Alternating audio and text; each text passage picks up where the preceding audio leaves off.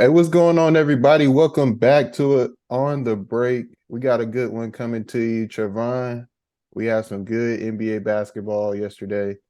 Both of the series that we picked as the ones to watch out for, they were ones to watch out for, most definitely.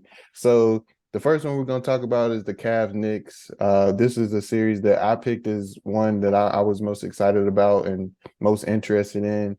I think it definitely lived up to expectations for the first game.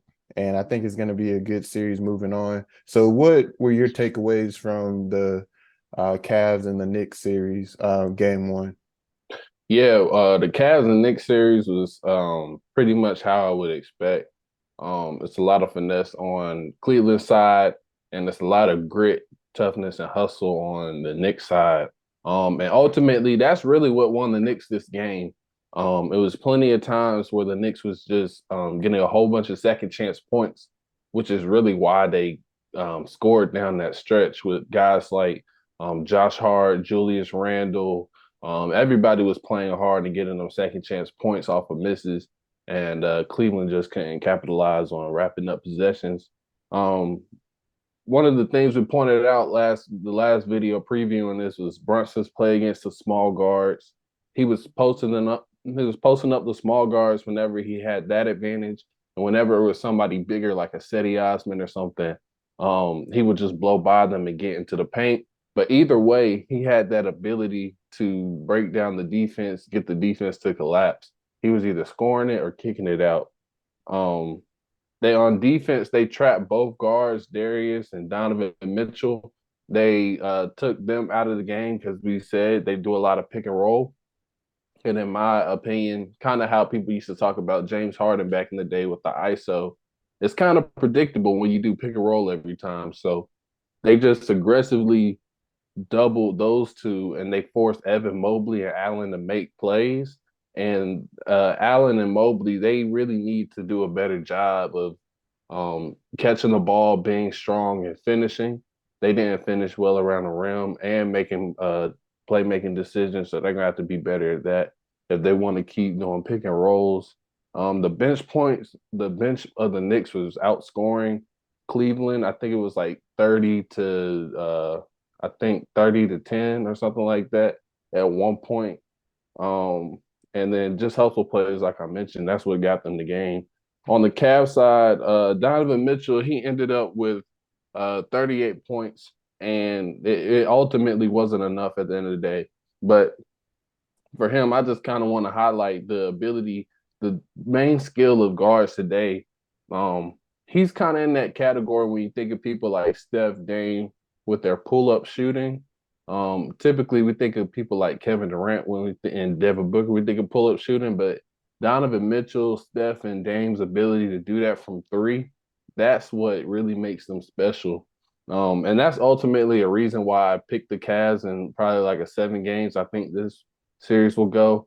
But I feel like when you have that talent, and I think it really showed, he was clearly the best player last night. The game was close enough. He almost got them over the hump, which is why I think having the best player in the series matters. But you just can't give up offensive second chance points like that. And like I said, Mobley and Allen have to do a better job of being strong and finishing around the rim.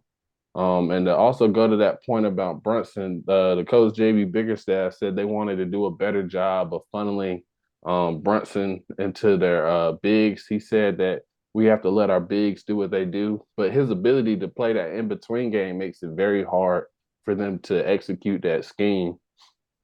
Um, and I feel like the Cavs on the bright side, they could also take advantage of Randall when he's being aggressive. Okoro did a really good job of trying to take charges on him. He took two, but one of them only got called. So that's something they can do. Brunson was in foul trouble a lot, which will help them if they could continue to do that.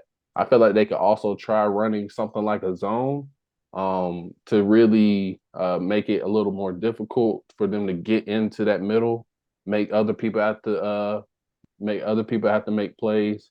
And just lastly, they weren't able to contain Brunson because how I mentioned, they don't have that much great offensive players outside Donovan Mitchell and Darius Garland. So Isaac Okoro is their main defender, but he wasn't providing enough offense, especially if Mobley and Allen aren't really giving you much. So they put Seti Osman on him, who's he's got a big frame. He's a better offensive player, but he's not that great at defense. So they're gonna have to figure that balance out in order to win game two. Yeah, now one thing you said about Donovan Mitchell being the best player on the court, yesterday, I definitely agree with that. I think that is why I picked them to come out on top in this series, because they have the best player, because they have the best defense in the league and all that good stuff. But I think what makes this series so interesting and what bridges that gap with the Knicks is that they just have matchup the Knicks have matchup advantages when it comes to the Cavs. Mhm. And the what I think is going to come down to is who can generate easy baskets down the stretch in games. Adjustments, I think that's going to be very important down the stretch of this series. And then what it's going to come down to matchups, man, and who's going to be able to create advantages on the court, especially down the stretch of uh, late in games. You know what I'm saying? So even though Donovan was the best player on the court, I think that the Cavs running that pick and roll over and over and over and not being diverse in their offense, I think it allows the Knicks to be able to uh, get used to that and be able to figure out how to guard it and force people like Donovan or Darius Garland into tougher shots. And over the course of a game, if you keep taking tough shots, it's going to be hard for you to win. You got to be able to create easy baskets down the stretch, and that's where I think having Jalen Brunson, having Julius Randle on the other end, creating easier baskets, being more versatile, going into the post, taking advantage of smaller matchups, being able to come off a pick and roll and get the matchup you want with certain players, and being able to create when it comes down to isolation and still get easy baskets. I feel like that is what separated it because Jalen Brunson did struggle or struggle a little bit in the beginning of the game. Mhm. But over the course of the game, he was able to get to his spots, be able to have that methodical mindset and that methodical approach and get to where he wants to go to create those easy baskets. Overall, I think the Knicks just were able to create easier baskets with Julius Randle, with Jalen Brunson. I think that's what it ultimately came down to because the Cavs would go on stretches where they just wouldn't be able to convert offensively. And I think that's a product of them always going to the pick and roll and the Knicks picking up on the best way to guard it. And then on the offensive end for the Knicks just created easier baskets and converted very well, putting themselves in good matchups.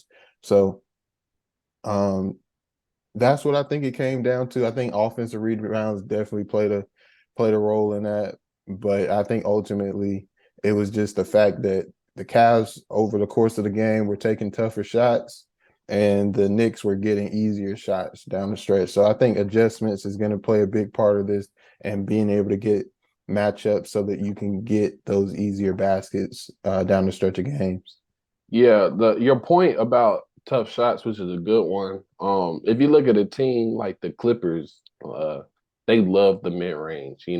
Paul George for example. He's a guy that takes a lot of tough shots because he's not necessarily willing to get all the way down to the basket. And when you're looking at Donovan Mitchell, and Garland, you kind of have to take those tough shots, especially if you have Mobley and Allen on the court at the same time because neither one of them can really shoot.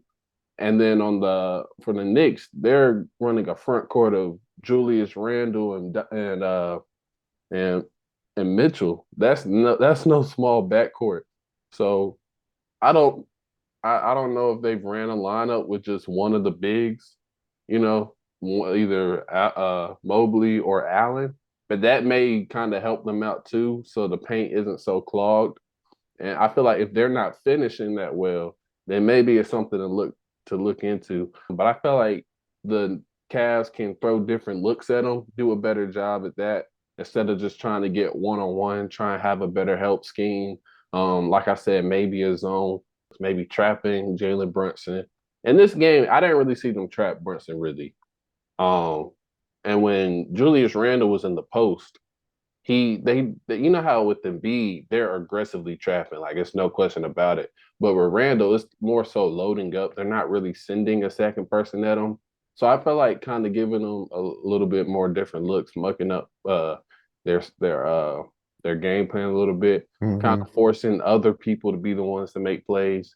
I feel like that'll be a lot better. But ultimately, they just got outworked from what I saw. It was about five or so offensive rebounds down the stretch in key moments, times where the Cavs were down two, and they just give up an offensive rebound to somebody. And every time they got those offensive rebounds, the Knicks were getting second chance points, not necessarily putbacks and stuff like that. They would get the ball, they would get the offensive rebound, reset it back up. They would run time down the clock, and then they would just go get the best shot that they could, and they would score. And Hmm. ultimately, we said the Knicks' best trait is playing hard. It was a timeout. You could hear the coach saying, "Get in there, rebound, get in there, rebound," and that's what they did. And that speaks to a certain level of physicality that the Knicks have that the Cavs just don't have for any position outside of their front court. But they're gonna have to do a better job of keeping them off the glass because I also feel like that's part of what got the Knicks going when the Cavs could have definitely wrapped up that game. They had chances, and I feel like they'll figure out a way to do better. They're the least experienced team technically compared to the Knicks, but I still think this is going seven.